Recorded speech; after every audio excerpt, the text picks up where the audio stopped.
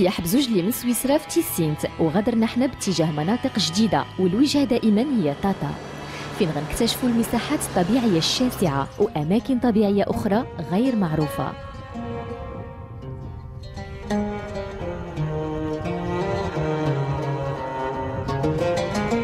قبل ما نوصلوا لطاطا بشويه وقفنا في قريه ايتيكين لزياره مبنى جماعي خاص بالخزين واللي كيتستخدم لتخزين المحاصيل وحمايتها من اللصوص. Dans l'histoire des Agadir, ce qui est super intéressant, c'est que des maisons pisées comme ça, quand il y avait les razzias et que les gens arrivaient à mettre un petit peu tous leurs biens à l'intérieur de ça, comment faisait-on pour défendre un élément comme ça? Ils se défendaient en élevant les petites abeilles sahariennes, et les petites abeilles sahariennes qui sont très fidèles avec ceux qui les élèvent, et les gens en fait jetaient les ruches sur les assaillants. Et ça permettait avec tout ça, disons, de défendre l'Agadir et les biens. Alors là, tu as une serrure, c'est une œuvre d'art. C'est une œuvre d'art, il y a une porte. C'est une œuvre d'art. La baisse. Et là, il y a une œuvre d'art, disons une vraie... La porte aussi, elle est super. Disons la porte, ça c'est les portes un petit peu de la région de Tata avec disons, c'est les Mallem qui à un certain temps se faisaient plaisir de faire de la beauté dans des choses simples, l'utilisation de matériaux simples, mais qui permettaient de définir un art précis. Salam alaikum. سيدي لاباس بخير. غير دخلنا مع الباب الناس اللي استقبلونا داونا عند واحد من المسؤولين على القبيله. حسن هو الراجل اللي لابس جلابه الزرقاء كيعرف كل كبيره وصغيره على هذا المبنى.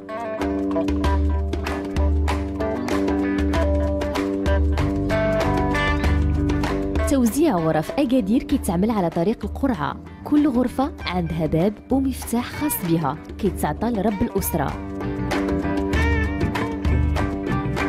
وكل بيت من هاد البيوت كيتخاد منه جزء من المخزون باش يتعطى للفقراء والإمام وحراس هاد المبنى. هذا تقول شي حاجة مع أكادير دابا؟ واخا. كلش لحة ماشي مشكل. أكادير كيستخدم مزين، أسنكار، يقاين. هاد الشيء الفايت. الآن لا. غادي يجري غير كذا الحاجة اللي مهمة. والو غير كذا كيستخدم غير تمزين يغسلوه أرزتون العوض.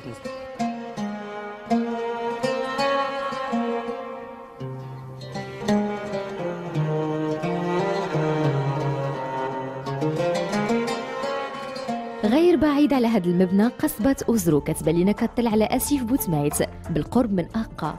تنشأت على هذا الجرف الصخري من هذه 4 ديال القرون وقام بإنشائها سيدي عبد الله بن مبارك.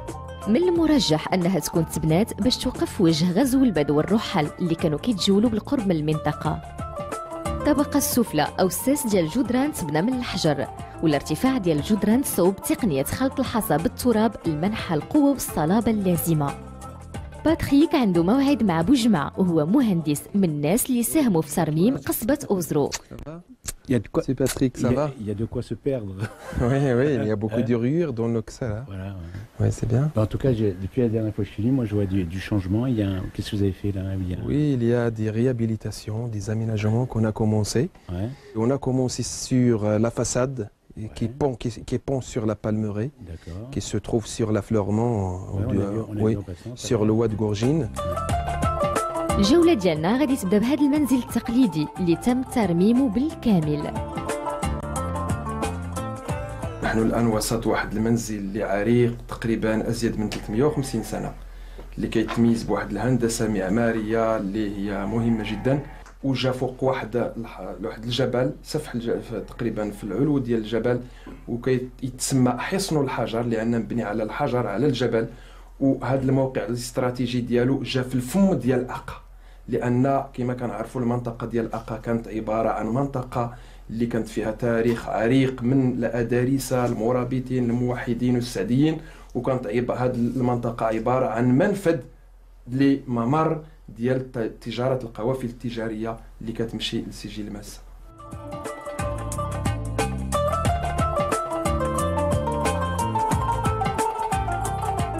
من أعلى أبراج القصبة يمكن لنا رؤية واحة أقا من بعيد واللي كتضم بدورها كنز معماري آخر وهي بقايا مئذنة كيرجع إنشائها للقرن الثاني عشر وفي الغالب تبنات في عهد الموحدين.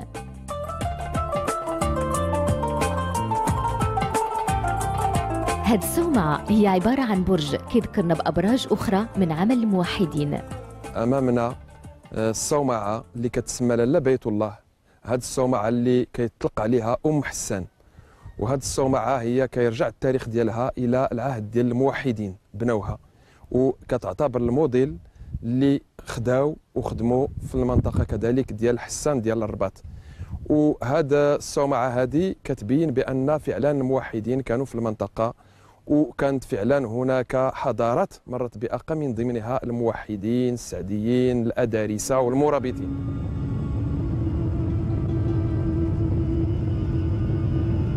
مازالين غادي نقطعوا بعض الكيلومترات من الصحراء باتجاه موقع تاريخي قديم جدا، وهو مكان المنحوتات الصخرية ديال منطقة طاطا. هنا وقبل من 5000 أو 14000 سنة وبالقرب من الأودية كان إنسان ما قبل التاريخ كيقوم بنحت كل ما كيشوف على الصخور. L'intelligence d'un lieu pareil, ben, c'est que l'on voit, alors là, à travers des bovidés qui sont là. Là, ici, on va voir tout ce qui est gazelle. Donc là, on voit bien, par exemple, une gazelle très précisément avec ses cornes. Et puis là, des troupeaux d'animaux. Ils sont figurés par plusieurs animaux les uns à côté des autres. Ici, disons, avec des oryx, avec pratiquement la grande corne derrière. Ceux-là qui ne sont pas appareillés. Donc, alors, l'intelligence de gens également qui sont venus pratiquement à 10 000 ans de différence et qui ont respecté 2 sites à l'espace de 3-4 mètres par rapport à ça. تاريخ بأكمله منحوت على الحجارة بواسطة يد الإنسان، لكن أيضا من خلال الطبيعة نفسها، بحال هاد الكهوف ديال مساليت، بحيث كيتخيل لنا بحال إلا واد طاطا كان كيشكل في هاد المكان شلال كبير، لكن مع تغير المناخ ومع الجفاف مصدر الماء جف من بعد، لكن ماء المطر كمل مهمة نحت هاد الصخور حتى جعل منها كهوف ومناظر طبيعية جذابة.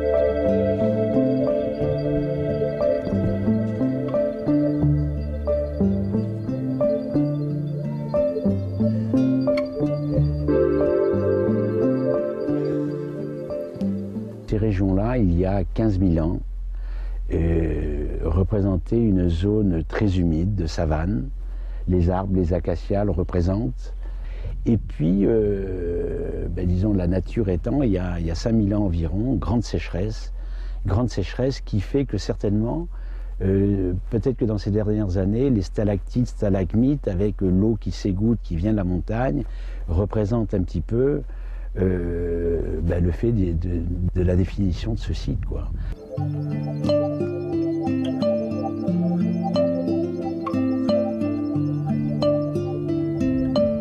لحسن الحظ أن الماء ما جفش في واحات طاطا وكيتعتبر المصدر الرئيسي بالنسبة لها.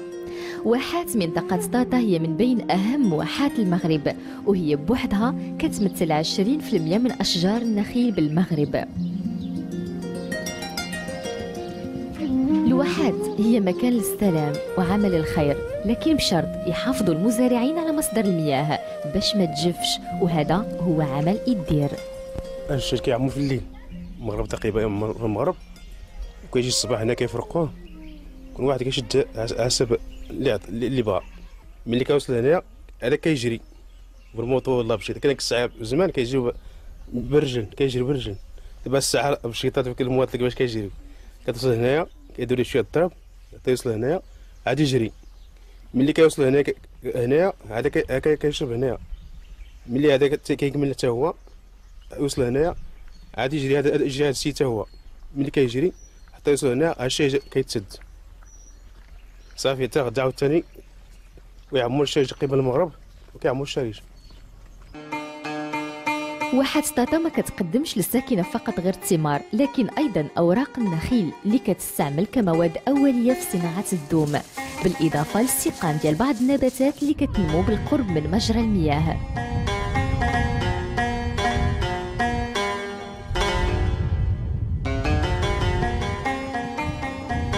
صناعه الدوم هي من بين الانشطه التقليديه الاساسيه بالنسبه لنساء طاطا، كيصنعوا سلال، اطباق وحتى الحصاير.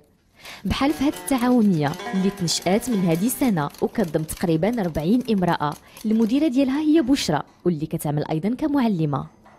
الدوم عندنا النخل عندنا في الدور، تيمشيو العيالات كيقطعوه وتيجيبوا عندهم الضيور وتيصابوا فيه هذا الشيء ديال الحصيرات والطباق وهذا الشيء كلشي ديال الصناعه التقليديه. هذه الصنعه خاصه بطاطا لحقاش حنا لقيناها عند الاجداد وحنا كملنا عليها. دابا بغينا الناس ديال اللي جاوا باش حتى هما تكون عندهم نفس الخبره اللي كانت في عند الناس القدام.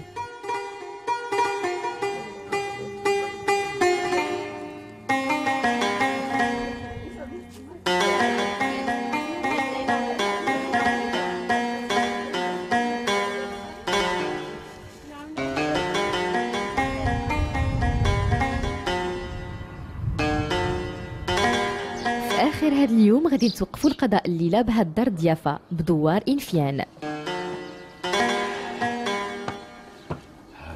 باتريك تلاقى مع واحد الصديقة قديمة وهي اللي كتسير المكان.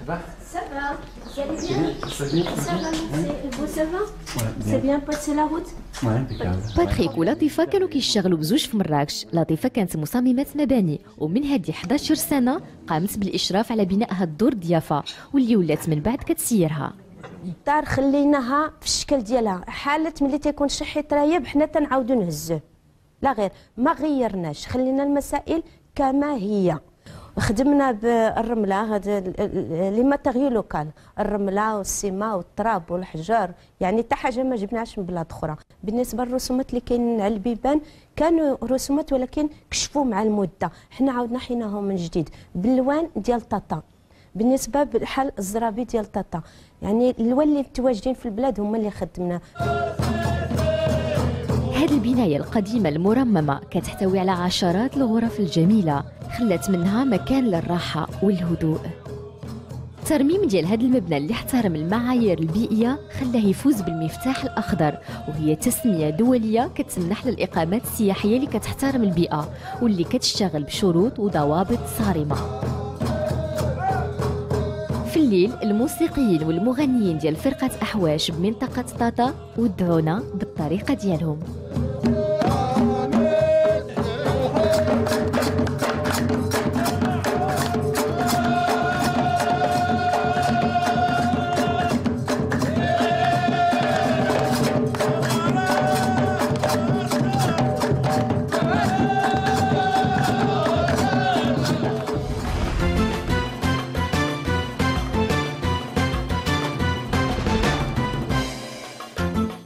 في الروبورتاج التالي غادي نمشيو نتلاقاو مع صانع منتوجات من القصب واللي عرف كيف يجدد هذا الفن المتوارث منذ سنين مع احترام كل التقاليد.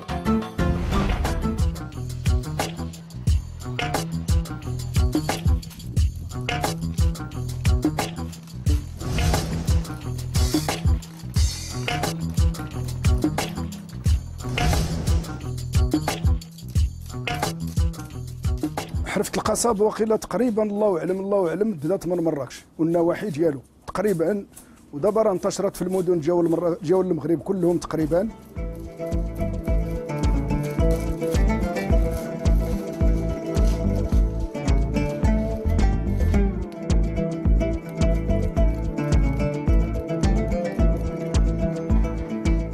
الحرفة تعلمتها من الوالد ومن بعد كملنا الصنعه، مشينا تنسافروا، تنمشيو لسلا، تنمشيو لطنجه، تنمشيو وكملنا الحرفه، لانه هذه الصنعه ترقات في سلا. اول مدينه فين ترقات هي سلا، والناس نيت جاو لمراكش اللي رحلوا لتما وكانوا هذيك الساعه بكري وتصاوبوها تمايا وتعلمنا تما تعلم الكراسه وليطاجيرات والمريوات.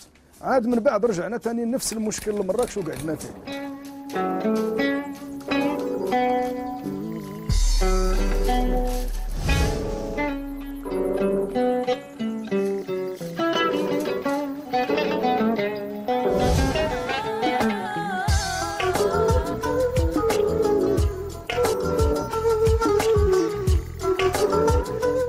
القصبه سيدي تيتقطع في واحد الوقت في العام،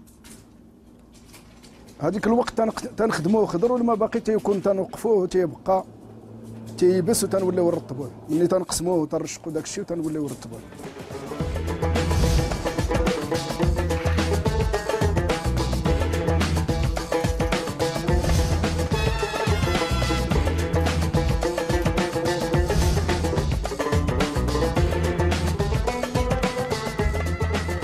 صناعه القصب تنصاوبوا الكراسه، تنصاوبوا الماريوات، تنصاوبوا لي طاجيرات، كاين الماموني، كاين هذا البلافو، كاين الرولو، تنصاوبوا بزاف.